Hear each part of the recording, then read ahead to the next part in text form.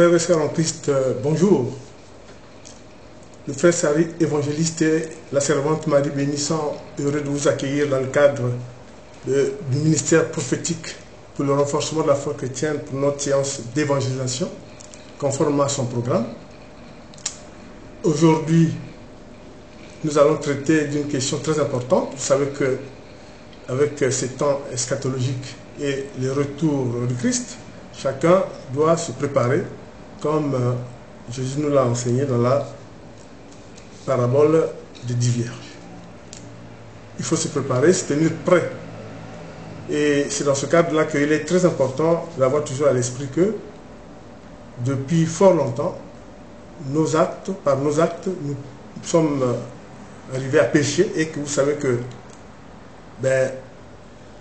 tout croyant est le temple du Saint-Esprit et plus vous péchez, plus évidemment il y a des conséquences par rapport à l'Esprit Saint qui est en vous, parce que le péché peut faire en sorte que l'Esprit Saint vous quitte. Donc vous devez avoir ça à l'esprit. D'une part, vous savez que Dieu lui-même a introduit le jugement dans la création. Chaque fois quand il a créé le monde en 7 jours en se reposant le dernier jour, chaque jour, à la fin, il regardait, il disait, oui, son œuvre est bonne. Donc il passe au lendemain. Donc le jugement fait partie même de l'activité de Dieu, du pouvoir de Dieu, de sa sainteté.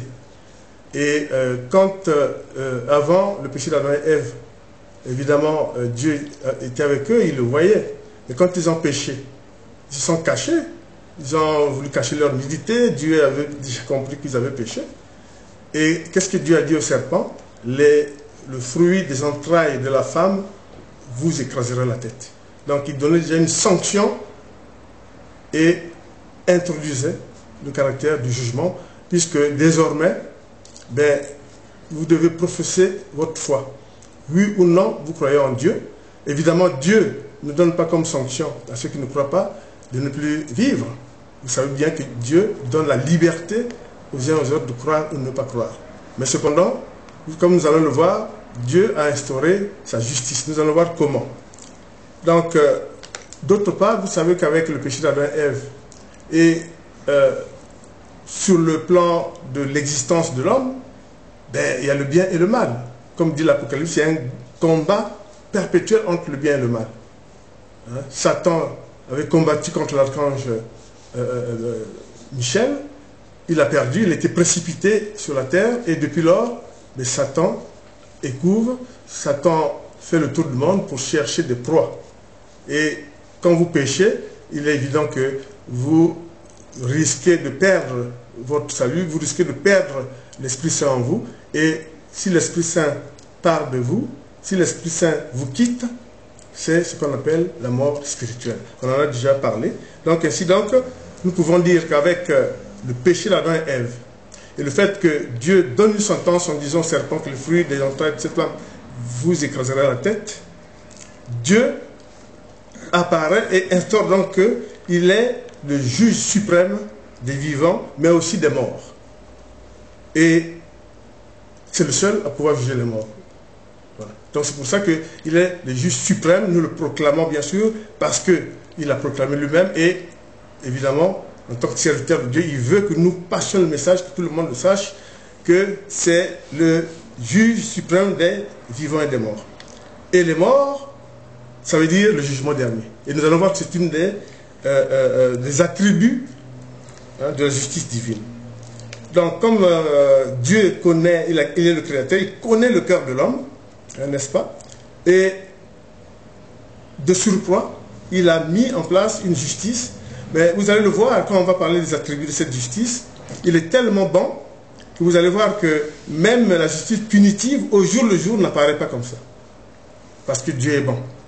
Il nous rachète, comme il a décidé effectivement de racheter l'humanité en envoyant son Fils unique pour le rachat de nos péchés.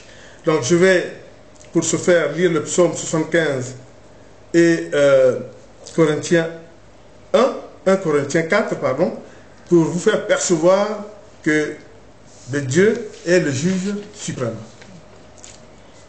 Psaume 75, je lis donc les versets 8, 9, 11. En effet, c'est Dieu qui juge, il abaisse les uns et il abaisse l'un et élève l'autre. Il y a dans la main de l'Éternel une coupe où fermente un vin plein de liqueur mêlée. Il en verse et tous les méchants de la terre boivent. Il vide la coupe jusqu'à la lie. J'abattrai toutes les forces des méchants, mais les forces des justes seront relevées. Et dans 1 Corinthiens 4, versets 4 à 5, ma conscience, il est vrai, ne me reproche rien, mais ce n'est pas pour autant que je peux être considéré comme juste. Celui qui me juge, c'est le Seigneur. C'est pourquoi ne portez aucun jugement avant le moment fixé, avant le retour du Seigneur. Car il mettra en lumière ce qui est caché dans les ténèbres, et il dévoilera les intentions des cœurs. Chacun recevra alors de Dieu la louange qui lui revient. Voilà, Dieu instaure donc sa justice. Et c'est très important. Donc, en retenant que l'existence du bien et du mal a fait en sorte que Dieu, effectivement, a mis en place son jugement, a mis en place sa justice. Et le jugement de Dieu, comme on va le voir, la justice divine a plusieurs attributs que vous connaissez d'ailleurs. Hein? Puisque vous savez, vous connaissez bien la grâce, la bénédiction, l'anathème et le jugement dernier. Et vous allez vous apercevoir qu'il n'y a pas un jugement au quotidien. Il n'y a pas l'épée de Damoclès au quotidien parce que Dieu vous laisse la liberté de conscience. Vous avez le bien et le mal. Si vous suivez Satan, vous tombez. Le bon côté, c'est le côté du Saint-Esprit qui vous inspire. De la loi, vous suivez la loi et vous êtes du bon côté. Et nous allons voir comment ces attributs de la justice de Dieu interviennent. Et c'est pour ça que la servante va commencer par lire, justement pour introduire les attributs de la justice divine. Il va lire 2 Timothée 4, 1, 7, 8. Je lis 2 Timothée 4, 1, 7 et 8. Je lis la parole de Dieu. Verset 1. C'est pourquoi je t'en supplie devant Dieu et devant le Seigneur Jésus-Christ, qui doit juger les vivants et les morts au moment de sa venue et de son règne. Verset 7. J'ai combattu le bon combat, j'ai terminé la course, j'ai gardé la foi. Verset 8. Désormais, la couronne de justice m'est réservée. Le Seigneur, le juste juge, me la remettra ce jour-là, et non seulement à moi, mais aussi à tous ceux qui auront attendu avec amour sa venue. Amen. Amen. Et voilà ce que nous dit Paul. Paul qui dit qu'il va aller rejoindre le Seigneur, et il sait ce qui va revenir, et nous avertit. Et il est content parce que la justice de Dieu, ben, il va se réaliser. Et justement, le jugement dernier viendra. Et donc, vous devez toujours avoir ça à l'esprit. Donc, de ce qui précède, on peut dire que Dieu, par amour pour la création, va mettre en place une justice. Et l'un des exemples les plus probants de sa mansuétude, de sa bonté infinie, c'est que pour le rachat des péchés des hommes, sans que les hommes aient demandé, il va envoyer son Fils unique, Jésus, en agneau pour le rachat des péchés. Et ça, c'est très important. Par contre, bien sûr que le salut que Dieu nous accorde, en même temps, nous devons savoir que au jugement dernier, nous serons confrontés à ce que nous avons fait au jour, à ce que est-ce que nous avons suivi la loi. C'est pour ça que Dieu établit, et Jésus l'a montré, que l'évangile de Jésus-Christ est la base du jugement des actes de tous les jours. C'est très important. L'évangile de Jésus-Christ relève de la justice de Dieu. C'est pour ça que nous n'inciterons jamais assez pour dire que c'est un outil de réconciliation de Dieu avec les hommes. Quiconque suit l'évangile et applique, il fera de grands pas vers vraiment le royaume des cieux, parce que c'est la condition pour que le Saint-Esprit vous manage, le Saint-Esprit vous accueille et vous amène vers le royaume des cieux. Donc l'homme ne peut se justifier lui-même. La justice de Dieu est rendue par Dieu lui-même, puisqu'il pardonne à l'impie en vertu de la grâce sanctifiée par le sacrifice de son Fils. Il nous a donné le salut, donc Jésus ressuscité, victorieux de la mort. Mais vous savez qu'il y a toujours un danger. Ce danger fait que ben, par sa justice, Dieu peut nous restaurer. Et pourquoi? Mais parce que le danger vient de Satan. Dans Job 1,7, Dieu lui demande, où vas-tu? Lui dit, je fais le tour de la terre pour rechercher des proies. Donc il est toujours à la recherche. Dès que vous faites l'iniquité, dès que vous vous écartez de la loi, de la parole de Dieu, ou vous péchez, évidemment, Satan jubile. C'est pour ça que nous disons que chaque chrétien doit faire un effort, intérioriser l'évangile de Jésus-Christ, la parole de Dieu, tous les jours de sa vie, pour qu'il ne soit pas dans les griffes de Satan, pour qu'il ne tombe pas, parce que Satan a des ministres aussi qui tentent, c'est l'esprit tentateur, pour les péchés de la chair, pour le vol, etc. C'est très important.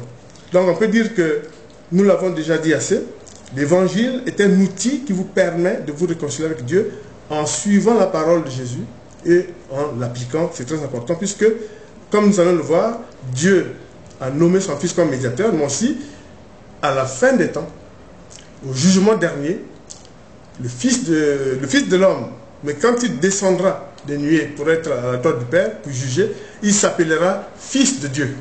Il ne sera plus Fils de l'homme, Fils de Dieu. Et c'est lui qui jugera, comme on va le lire au fur et à mesure qu'on va faire le déroulé de notre évangélisation. Je vais lire justement une deuxième lecture, Romains 1, 16, 17 et 2 Corinthiens 5, 21. En effet, je n'ai pas honte de l'évangile, c'est la puissance de Dieu pour le salut de tout homme qui croit. Du juif d'abord, mais aussi du non-juif. En effet, c'est l'évangile qui révèle la justice de Dieu par la foi et pour la foi. Comme cela est écrit, le juste vivra par la foi. Amen. Amen. Et dans 2 Corinthiens 5, 21, en effet, celui qui n'a pas connu le péché, il a fait devenir péché pour nous, afin qu'en lui, nous devenions justice de Dieu. C'est le Fils de Dieu.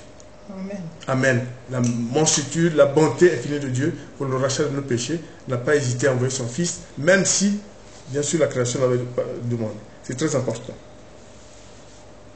Donc, il apparaît nettement que le péché, par le péché d'Adam et Ève, Dieu établit son jugement. Il y a ceux qui croient et ceux qui ne croient pas, ce qu'on appelle les incroyants. Ils sont rejoints tous par le jugement, par le Fils de Dieu, à la fin des temps. Parce que souvent, on nous dit, oui, moi je ne crois pas, donc moi je vis ma vie sur terre là maintenant. Je ne crois pas en Dieu, ça ne me regarde pas. Mais, nous répondons en disant que c'est lui-même le secrétaire qui a dit, tu es poussière, tu retourneras poussière. Donc tu ne peux même pas ajouter un seul jour de plus à ta vie. Pour l'éternité, tu ne pourras pas. La vie éternelle appartient à Dieu. Et d'autre part, que tu sois croyant ou incroyant, à la fin des temps, comme le proclame, comme l'a instauré Dieu, vous passerez en jugement. Vous aurez le salut que gratuitement t'a donné Dieu, puisqu'il y a eu le rachat des péchés, mais avec la loi. Qu'as-tu fait? Et c'est là où, il y aura la séparation entre les brebis et les boucs. Vous connaissez bien la parole de Jésus. Et peut-être qu'il y aura des grattements dedans. Mais ça, nous ne pouvons pas savoir par l'avance. Nous tenons cette évangélisation pour vous dire que les temps sont venus de se ressaisir et de suivre la parole de Dieu, de suivre Jésus, et vous aurez franchement le salut, dans le sens où, à la fin des temps, cela va jouer, c'est très important. Et je vais faire une troisième lecture, Romains 5, 16 à 17, pour dire que il y a une différence entre ce don et les conséquences du péché d'un seul. En effet, c'est après un seul péché, Adam, que le jugement a entraîné la condamnation. Tandis que le don gratuit entraîne l'acquittement après un grand nombre de fautes. Si par un seul péché, si par un seul homme, par la faute d'un seul, la mort a régné, ceux qui reçoivent avec abondance la grâce et le don de la justice régneront à bien plus forte raison dans la vie par Jésus-Christ lui seul. Et dans Romains 2.2, nous savons que le jugement de Dieu contre ceux qui agissent ainsi est conforme à la vérité divine. Très important. Amen. Amen. C'est pour vous dire que dans la justice divine, nous allons avoir plusieurs attributs. Vous avez la grâce, vous avez les bénédictions, vous avez l'anathème et vous avez le jugement dernier. Et on essaiera de vous montrer que là, en ce moment, tout cela se déroule. Mais vous aurez remarqué qu'il n'y a pas un jugement ponctuel au jour le jour. Dieu est grand, Dieu vous laisse la liberté de vivre votre vie, de croire, et les serviteurs de Dieu ont la mission, effectivement, de susciter des conversions pour que vous acceptiez comme Seigneur et Maître Jésus-Christ. C'est très important. Mais c'est le travail des serviteurs de Dieu, en se basant sur les Écritures, c'est-à-dire sur la Bible, hein, Ancien Testament, Nouveau Testament, l'Apocalypse, et bon, bien sûr, tout ça, ça fait partie de la Bible. Donc, c'est très important. On peut dire aussi que la grâce, très important, c'est un jugement de l'Éternel qu'il accorde par sa propre décision. En général, vous savez bien que c'est un jugement toujours favorable, vous ne l'avez même pas demandé. Dieu de lui-même nous accorde sa grâce, parce qu'il est bon, parce qu'il est magnanime. La grâce résulte donc de son jugement libre, c'est un jugement libre de Dieu. Il n'y a pas d'acte, il n'y a pas de mérite particulier, il n'y a pas d'acte de candidature à faire, selon le cœur et le dessein de l'Éternel. Souvenez-vous quand l'ange Gabriel a dit à Marie, ben, Dieu vous a fait grâce et vous allez tomber enceinte et vous enfanterez, ben, le sauveur de l'humanité. Dieu lui a fait grâce, il n'avait pas demandé. Élisabeth, Anne, la mère du juge Samuel, je peux citer plusieurs grâces comme ça. Vous avez la grâce, c'est le cadeau de Dieu, c'est très important. Il y a diverses manifestations ou expressions de la grâce. On peut dire que la grâce, parce que bien sûr, c'est une expression que les chrétiens utilisent, mais le MIREF entend vous donner des précisions pour bien différencier la grâce de la bénédiction et du salut. Hein? C'est pour ça que, bien sûr, c'est très important pour que vous ne tombiez pas dans l'à peu près et qui peut quelquefois faire en sorte que vous êtes détourné par des faux prophètes, etc. C'est très important. Donc la grâce, comme on l'a dit, c'est un don de Dieu. Il y a diverses manifestations. On peut dire que c'est le regard favorable de Dieu, le pardon ou la rémission des fautes. Voilà, c'est immérité, c'est-à-dire qu'il n'y a pas candidature spéciale à faire. C'est très important de savoir que c'est Dieu qui est le libre arbitre de lui-même, il peut vous le concéder ou pas, c'est très important. On peut dire aussi que, et ça c'est ce que le MIREF tient à vous montrer aussi, que la grâce peut être reconnue comme un acte de reconnaissance. Attention, c'est aussi très important, comme un acte de reconnaissance, mais comme je vous disais, c'est Dieu seul qui peut vous l'attribuer, c'est très important. Et tellement il est bon, que vous savez que ces temps-ci, après la Pentecôte, sont proclamés comment? Sont proclamés les temps de la grâce. C'est-à-dire que Dieu accorde sa grâce à l'humanité. Mais Dieu seul sait que tous ne sont pas croyants. Nous vivons le temps de la grâce, où il y a le regard compatissant de Dieu, où Dieu nous donne en abondance des dons spirituels, des dons naturels. Nous sommes vraiment dans la période même où il y a beaucoup de rémission de péchés. C'est très important. Il nous a envoyé le paraclète du Saint-Esprit. Et c'est très important. Donc, nous-mêmes chrétiens, quand il y a ce jugement de la grâce de Dieu, nous disons, nous rendons grâce à Dieu, en fait, on le remercie. Nous le remercions. C'est très important, parce qu'il nous a fait grâce sans qu'on ait mérité quoi que ce soit. Ça, c'est très important. Et vous vous souvenez de ce que dit Paul, hein, il dit, Dieu a accordé le salut à tous, car il a tant aimé le monde qu'il a envoyé son Fils Jésus pour le rachat de nos péchés. Donc on peut dire quoi? Mais Jésus, Christ, Fils de Dieu, est l'exemple même de la grâce divine. C'est très important. Jésus-Christ est la grâce du Seigneur. Et c'est pour ça que nous pouvons dire que, avec l'évangile de Jésus, nous devons tout faire pour mériter, pour aller au royaume des cieux. C'est très important. Et une autre explication aussi de cette, je dirais, décision divine de la grâce, c'est que c'est une faveur. Ça aussi, vous avez dû entendre, la grâce est une faveur, parce que, évidemment, vous ne méritez pas plus que d'autres. Donc, Dieu est grâce et source de faveur, c'est très important. Donc, la grâce aussi, c'est les évangiles de Jésus, puisqu'ils sont venus apporter la nouvelle alliance. L'évangile de Jésus est venu apporter la nouvelle alliance pour l'humanité. C'est le temps des faveurs. Et de la remise des fautes de l'homme. C'est pour ça que vous avez des expressions bibliques en rapport avec la grâce de Dieu que nous recevons. Être plein de grâce, avoir trouvé grâce auprès de l'Éternel, c'est en fait avoir les faveurs de Dieu. Rendre grâce à Dieu, vous savez bien que c'est le remercier. C'est très important. Et c'est pour ça que je vais faire une 4e lecture, c'est Psaume 36, 8 à 10 et Éphésiens 2, 7 à 8. Combien ta bonté est précieuse. Ô Dieu, à l'ombre de tes ailes, l'homme cherche un refuge. Il se rassasie de l'abondance de ta maison, et tu les fais boire au torrent de tes délices. Car c'est auprès de toi qu'est la source de la vie, et c'est par ta lumière que nous voyons la lumière. Et dans Éphésiens 2, 7 à 8, il a fait cela afin de montrer dans les temps à venir l'infinie richesse de sa grâce, par la bonté qu'il a manifestée envers nous, en Jésus-Christ. En effet, c'est par la grâce que vous êtes sauvés, gratuitement, par le moyen de la foi. Et cela ne vient pas de vous, c'est un don de Dieu. Voilà, on a tout dit. C'est pour dire que c'est très important, pour que vous perceviez que, franchement, la bonté divine est sans limite. On sait que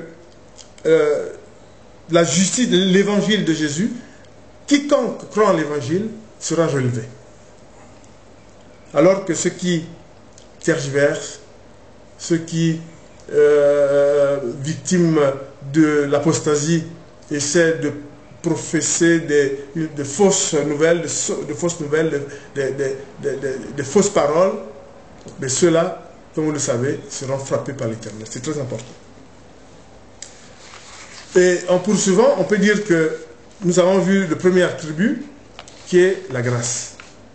Mais vous avez aussi le deuxième attribut que nous connaissons tous et qui fait partie des attributs de la justice divine parce qu'il est donné par Dieu, la bénédiction. La bénédiction. Vous aurez remarqué que dans la grâce, la bénédiction, au jour, c'est toujours du positif. Dieu est bon, mais il n'y a pas au jour quelque chose de négatif qui pèse sur vous parce que Dieu est bon. Dieu vous laisse le libre choix de le suivre ou pas le suivre. Amen. Franchement, Dieu est tellement bon que quand je lis, j'en frémis. Ce qu'il faut retenir de la bénédiction. La bénédiction, c'est l'acte par lequel est transmis un don en particulier. Le don de la vie. À l'origine, nous allons voir comment Dieu, dans le monde de la bénédiction, le monde Garizim, Dieu va nous énumérer ce que c'est que la bénédiction. Mais ça, en fait, c'est ça. C'est l'acte par lequel est transmis un don en particulier, le don de la vie. Hein? Sois béni, que Dieu soit avec toi. Voilà, le don de la vie. Bénir pour bien vivre sous la couverture de l'Éternel. Soyez bénis.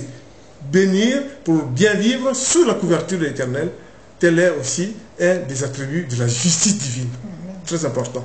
Sois béni, disons-nous, hein, pour une vie sans épreuve. En fait, quand vous dites à quelqu'un, voilà, vous faites du bien, etc., la personne vous dit, sois béni. Qu'est-ce que ça veut dire d'après vous?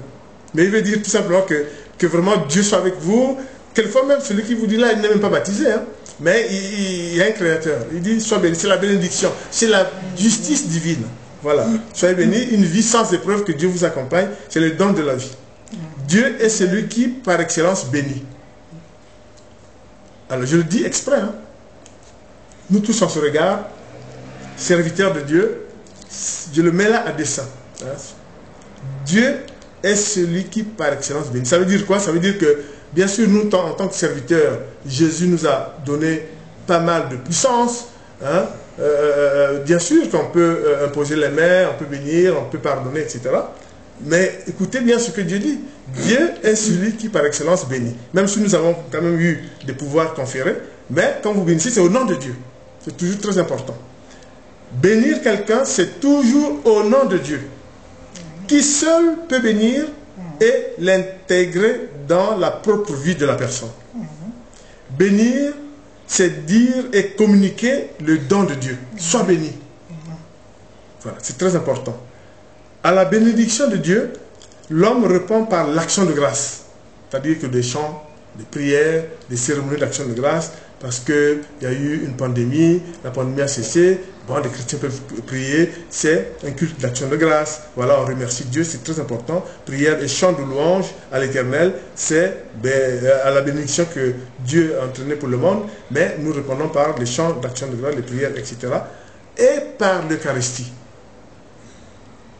Ou Sainte Seine. Et j'insiste, pourquoi? Parce que, frères et sœurs en Christ, il ne faut pas se méconnaître. Dans ce que Dieu proclame, même s'il n'y a pas un bâton derrière, l'attachement au Christ pour ses bénédictions, c'est l'Eucharistie. L'Eucharistie veut dire action de grâce. Autrement dit, il faut que nous nous habituions à prendre l'Eucharistie, à prendre la scène. Je l'insiste parce que, bien sûr, dans la préparation de cette évangélisation, l'Esprit Saint, bien sûr, a insisté là-dessus. Parce que c'est un peu galvaudé, alors que c'est un des points cardinaux de la filiation du chrétien au Seigneur, l'Eucharistie. On ne dit pas une fois par semaine, une fréquence, etc. Nous, en tant qu'évangéliques, et les autres religions aussi ont leur modalité, il faudrait tout faire pour avoir toujours ça à l'esprit. L'Eucharistie est une action d'action de grâce. C'est très important puisque chaque fois que vous prenez la scène, vous reconnaissez que Jésus a donné sa vie et son corps pour nous sauver. C'est ce que ça veut dire la scène. C'est très important et nous insistons là-dessus. Il faut prendre sa scène. À l'inverse, quand vous entendez quelqu'un dire « je maudis », à l'inverse, maudire, c'est empêcher Dieu à être en quelqu'un. Alors moi j'aime bien cette définition. On entend les gens dire « je maudis ». Attention, ce n'est pas le langage de Dieu.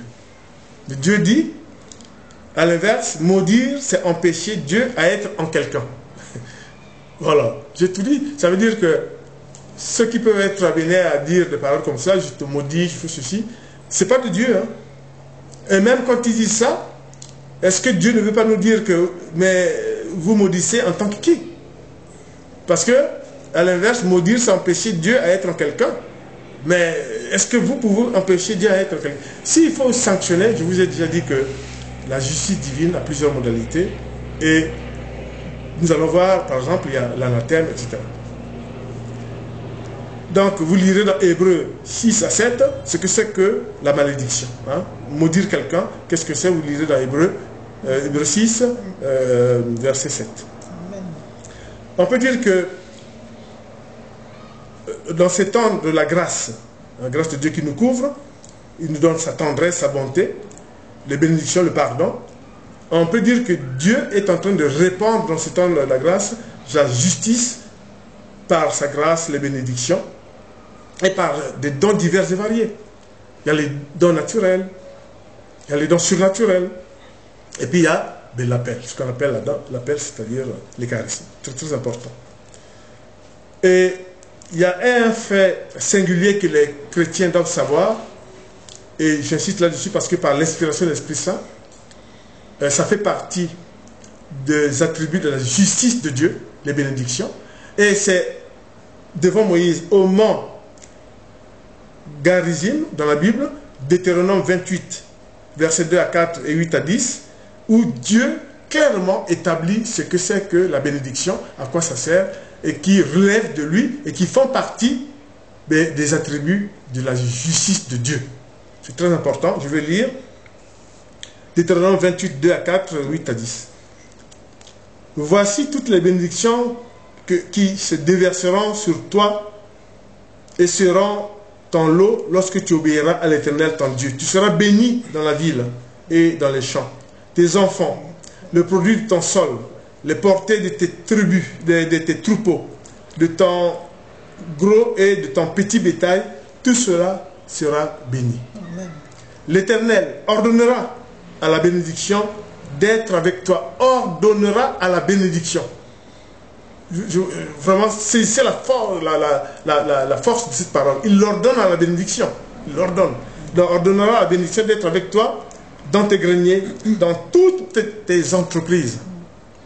Il te bénira dans le pays que l'Éternel, ton Dieu, te donne. Tous les peuples de la terre verront que tu es appelé du nom de l'Éternel et ils auront peur de toi. Ça veut dire quoi? Voilà les bénédictions. Ça fait partie des attributs de Dieu, ça fait partie des attributs de la justice divine. C'est très important et c'est au jour le jour. Mais vous avez aussi quelque chose que on n'y pense pas parce qu'on ne lit pas trop, c'est l'anathème. L'anathème, c'est vrai qu'il a existé dans l'Ancien Testament de manière forte. Hein, vous vous souvenez lors d'une procession de l'arche de l'Alliance où avec David, Uza, un des collaborateurs de David, alors que Dieu avait dit que en portant l'arche de l'Alliance comme telle, n'ayez pas peur, l'arche ne va pas tomber. Mais ce serviteur de Dieu est proche de David, a cru, entre guillemets, narguer l'Éternel. Vous allez lire la suite, vous verrez que c'est l'anathème. L'anathème, c'est quoi en fait? Dans la justice divine, l'anathème est un jugement rapide, direct et exprime la puissance de l'Éternel, sa gloire absolue, et qu'il ne partage pas. C'est très important. Il fait suite à une transgression majeure qui met en épreuve la gloire de l'Éternel. Vous avez vu? Donc on ne peut pas avoir l'anathème tous les jours. Mais à des cas particuliers, c'est très important. Là, dans l'Ancien Testament, je vous donnerai des exemples aussi dans le Nouveau Testament. Suite à une offense du Saint-Esprit. Et Jésus nous dit que le Fils de l'homme, vous pouvez l'offenser. Mais une offense au Saint-Esprit est un blasphème et susceptible d'anathème. Et nous allons voir des cas qu'il y a eu. Donc, ce qui est vrai, c'est que c'est un jugement direct de Dieu qui est différent du jugement dernier. C'est très important. Alors, il est un peu difficile à comprendre. C'est tout simplement, comme dans la définition on a dit, c'est un jugement qui apparaît quand il y a une transgression majeure de l'autorité de Dieu, de la puissance de Dieu. Dieu ne partage pas sa gloire. Et on a vu les cas, par exemple, de deux prêtres, deux fils de prêtres Aaron qui, au moment de la procession, ont été dévorés par le feu parce qu'il y a eu négligence dans la procédure. On vient de vous parler du collaborateur de David. Là, c'était un affront. Dieu dit que l'arche ne va pas tomber, mais il tend les mains pour prendre la place de Dieu, l'arche. Ah non. Ah non, Dieu, il était foudroyé, il est mort. C'est très important. Et vous avez vu, dans les temps modernes, dans le cas moderne, vous avez vu le cas d'Anania et Séphira. Juste au moment des premiers pas de l'église corps de Christ, ils avaient leur terrain, tous sont faits comme ça. Barnabas a vendu le terrain, a donné l'argent. Mais Anania et Séphira vendent le terrain et viennent dire à Pierre, voilà, c'est ça, la recette de la vente du terrain. Mais ils oubliaient que Dieu va faire une parole de connaissance à Pierre. Il va dire, ils ont caché l'argent. Et Pierre va dire à Anania, mais où est le reste? Ah oui, bon, il expira. À la femme, pareil, il expira. C'est ça l'anathème. L'anathème est une justice. Je ne dirais pas expéditive, parce qu'elle est de Dieu. C'est une justice dans le cas extrême de transgression, vraiment de transgression de la parole de Dieu. Un autre exemple, il y a deux autres exemples que Paul nous donne aussi. Je le dis pourquoi? Parce que l'anathème, les gens ne pensent pas souvent à l'anathème. Je vous le dis, c'est vrai que ça ne peut pas se faire comme ça, vous volez dans un magasin, il y a l'anathème. Non, non, non, je vous ai donné un exemple bien précis. Paul nous donne deux autres exemples. Quand vous prenez la scène de manière indue, vous savez que c'est aussi l'anathème, je vais le lire tout à l'heure, c'est l'anathème. C'est-à-dire qu'on ne badine pas, on ne blague pas avec le corps du Christ. On ne vient pas prendre la scène en miroitant que oui, j'ai pris la scène, qu'est-ce que... Attention, l'anathème, vraiment, on voit des choses. Évidemment, ça se passe. Nous ne sommes pas dans les secrets de Dieu. Je vous avertis, la scène, on ne badine pas comme ça. La scène, c'est le corps du Christ, on ne badine pas comme ça. Vous ferez cela en mémoire de moi. Et Paul l'a dit, attention. Et puis l'autre exemple aussi dans le Nouveau Testament de l'anathème, c'est que les serviteurs de Dieu à Corinthe disaient à chaque voyage de Paul, que ici il y a la sainteté, ici vraiment, nous on est vraiment sur la parole de Dieu. Mais Paul leur a dit, mais comment cela se fait-il que vous chantez, vous proclamez que vous suivez la parole de Dieu, vous êtes exemplaires, mais c'est ici qu'il y a le plus grand nombre de péchés de la chair.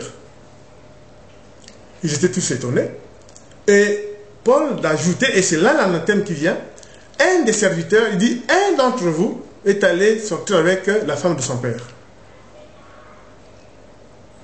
Et pourquoi l'anathème? Mais que dit Paul quand il évoque ce cas? Paul dit en même temps, ben, par une parole de connaissance, Dieu lui a dit ce qui va arriver à ce type. Et c'est arrivé, on sait que le type était mort. C'est une parole de connaissance, parce que Paul dit, mais aujourd'hui même, quelque chose va lui arriver, c'est une parole de connaissance que Dieu lui donne, parce qu'il proclamait partout l'exemplarité, mais il est allé avec la femme de son père. Voilà. Donc, c'est pour vous dire que l'anathème existe, c'est pour vous alerter d'être vraiment exemplaire dans la vie de tous les jours, en suivant la parole de Dieu, et comme ça, vous verrez qu'il n'y a pas de grands soucis. Je vais faire la sixième lecture.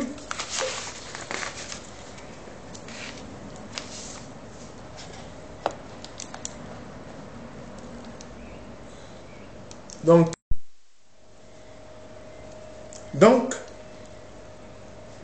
souvenez-vous que Paul l'avait montré pour les abuseurs de ceux qui viennent prendre la scène de manière abusive, c'est dans 1 Corinthiens 11, versets 26 à 30, et vous voyez ce que c'est que l'anathème. C'est très important. Et le deuxième cas, je vous ai dit, de ces serviteurs de Corinthe qui prenaient l'exemplarité, mais en fait, eux-mêmes faisaient vraiment... C'est l'anathème, ça veut dire que narguer Dieu.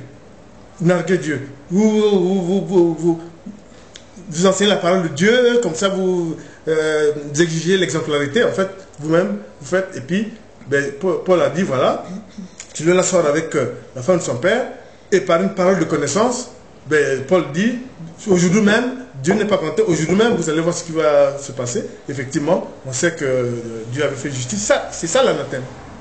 Voilà. Mais ce n'est pas tous les jours où vous avez une épée de Damoclès, mais il faut savoir, c'est l'anathème, il ne faut pas narguer Dieu. Je vous dis, il y a d'autres exemples que tu peux donner, parce qu'un évangéliste, par définition, ne donne que des exemples qu'il connaît, qui sont soit de la Bible, soit ce qu'il a appris, soit de manière liturgique, ou alors en travaillant sur la parole de Dieu, notamment les cas d'exégèse. Et on sait bien que, bon, la dernière parole de la Bible, il ne faut rien ajouter, etc., peut être exposée à l'anathème. Vous savez que le dernier passage, le dernier... verset de l'Apocalypse qui dit que nul ne peut retrancher ni ajouter. Vous savez que vous pouvez vous exposer à l'anathème. On connaît des cas à travers le monde d'anathème. Je ne peux pas donner ces cas ici parce que ce n'est pas biblique. Un évangile ne donne que ce qui est biblique. C'est ça l'évangile prédicateur de Jésus, donc ce qui est biblique. Mais on connaît des exemples, et sauf si l'évangéliste est en train de faire des témoignages. Ça, c'est autorisé.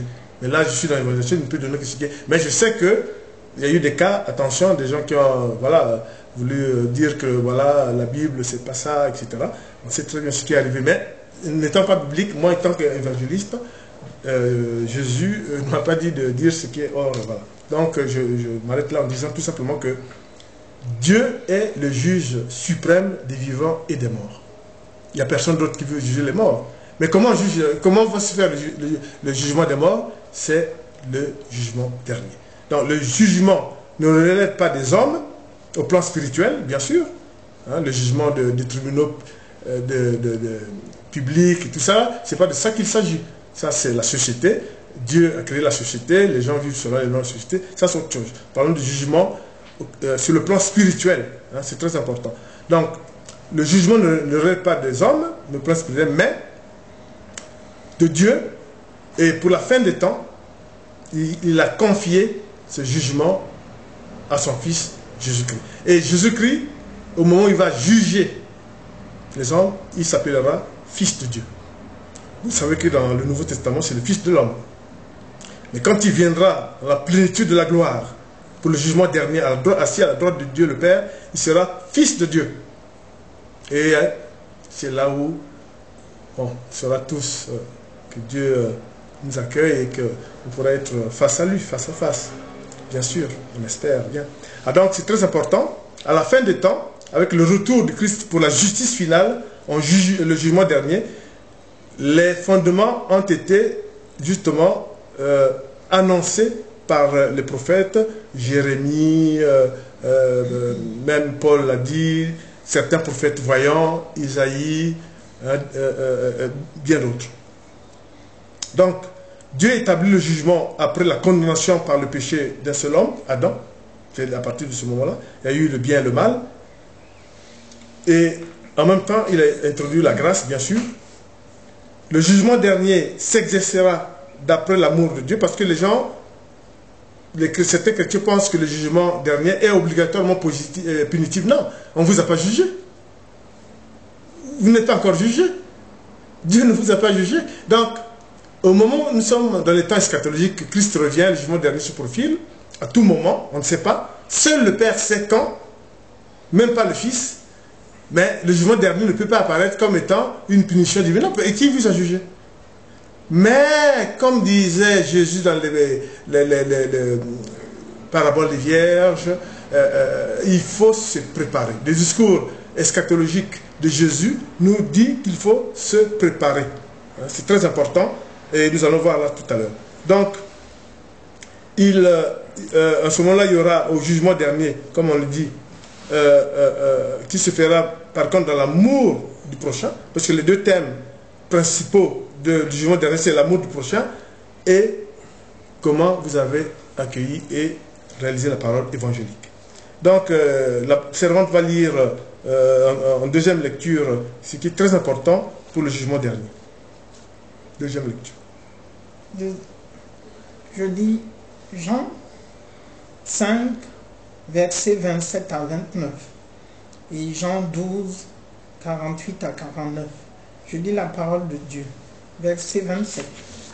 Et il lui a donné aussi le pouvoir de juger, parce qu'il est le Fils de l'homme. Verset 28. Ne vous en étonnez pas, car l'heure vient à tous ceux qui sont dans les tombeaux entendront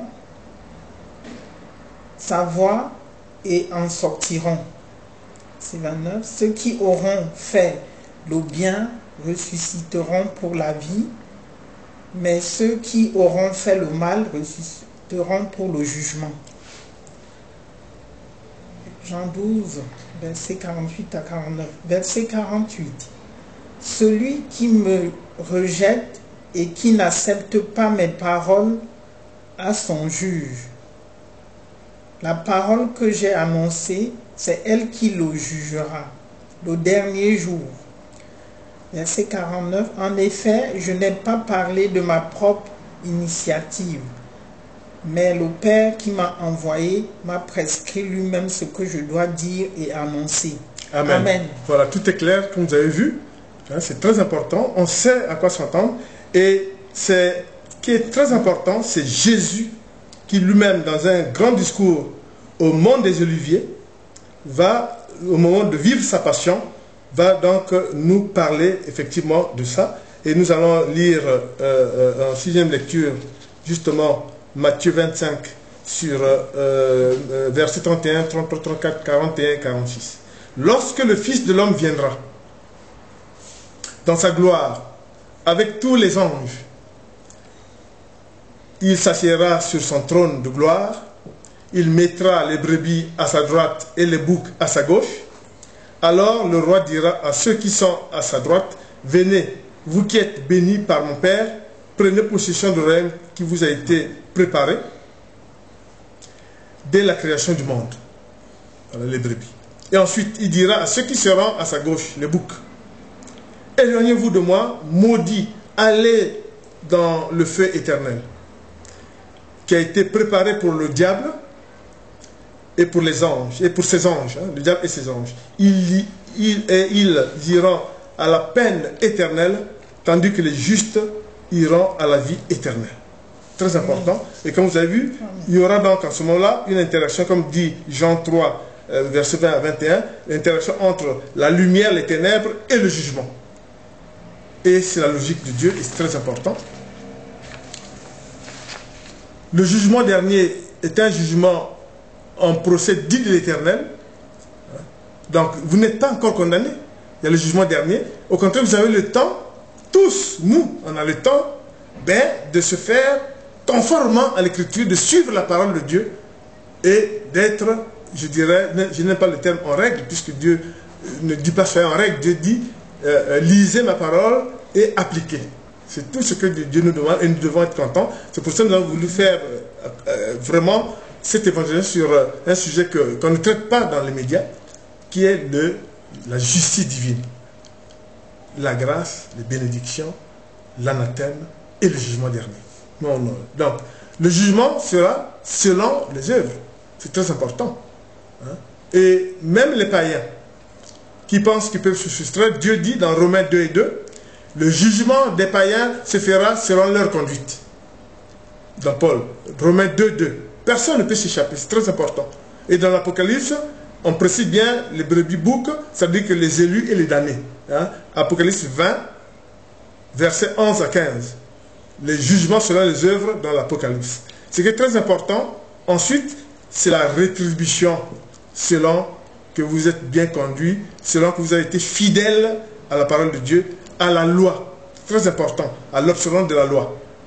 Et cette rétribution est très importante parce que c'est ce qui va faire en sorte que ceux qui ont suivi la parole de Dieu, le jugement qui leur sera apporté est un jugement pour le royaume de Dieu, pour la vie éternelle. Et la servante va lire justement en troisième lecture la rétribution, hein, notamment qui va se faire au moment où le Christ revient, ayant toute l'autorité de son Père, et pour juger en tant que fils de Dieu tout ce qui sera devant lui.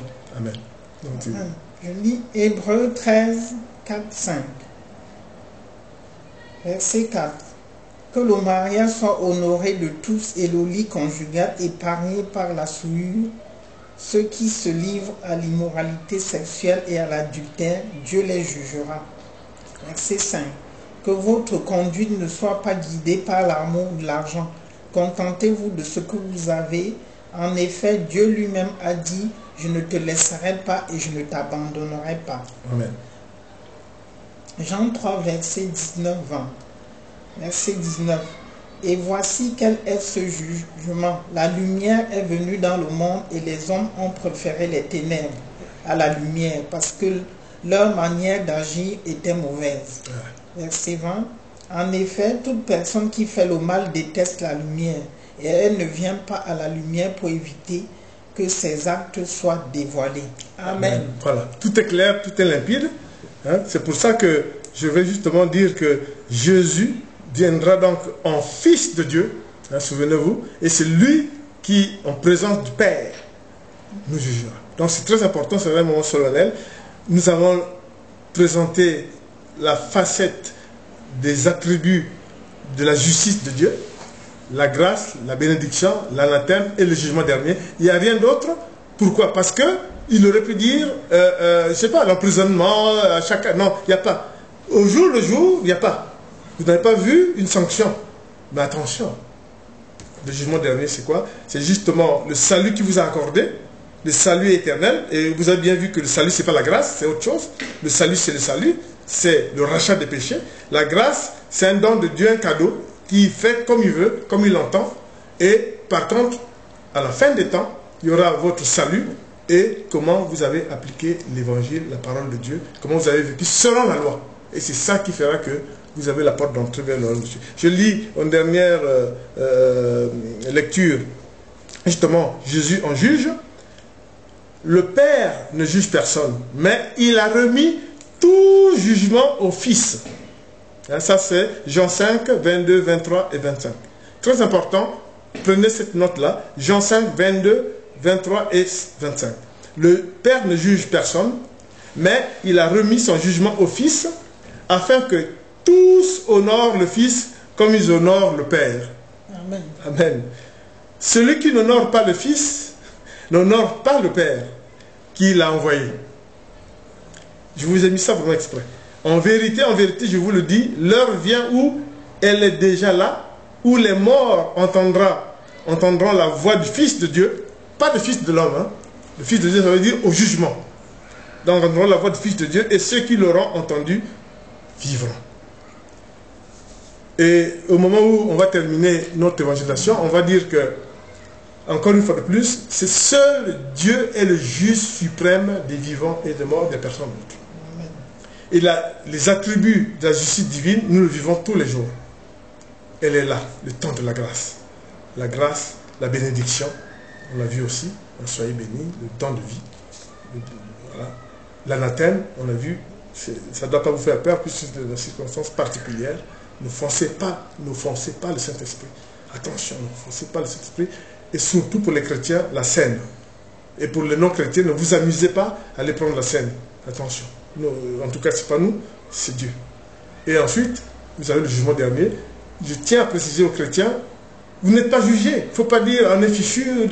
Attention, tous on est pareil, mais chacun sait ce qu'il a fait. Voilà ce qui nous différencie.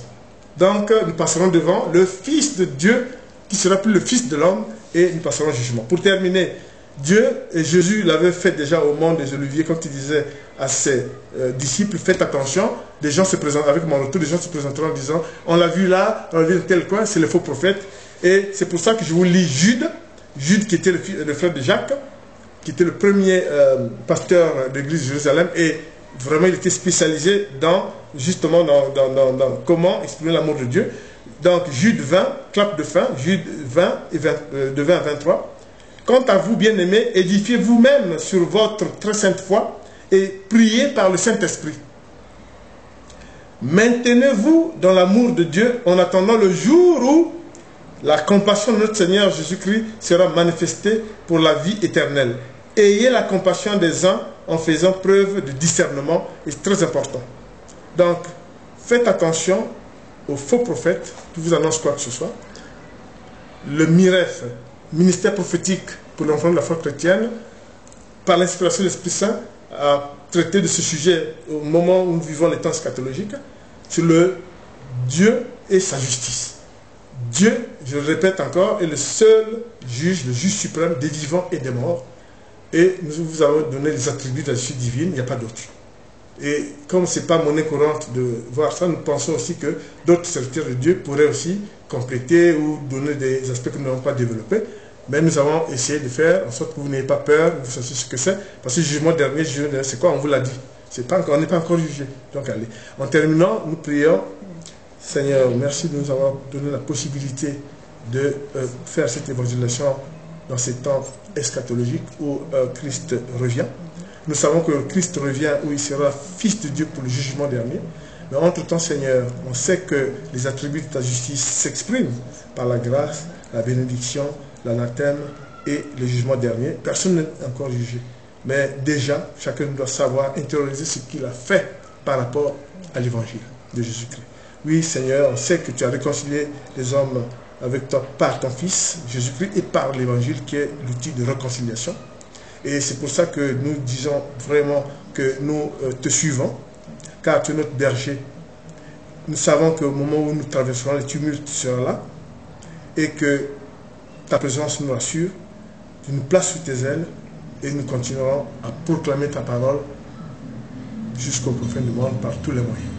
Béni soit le Seigneur. Amen.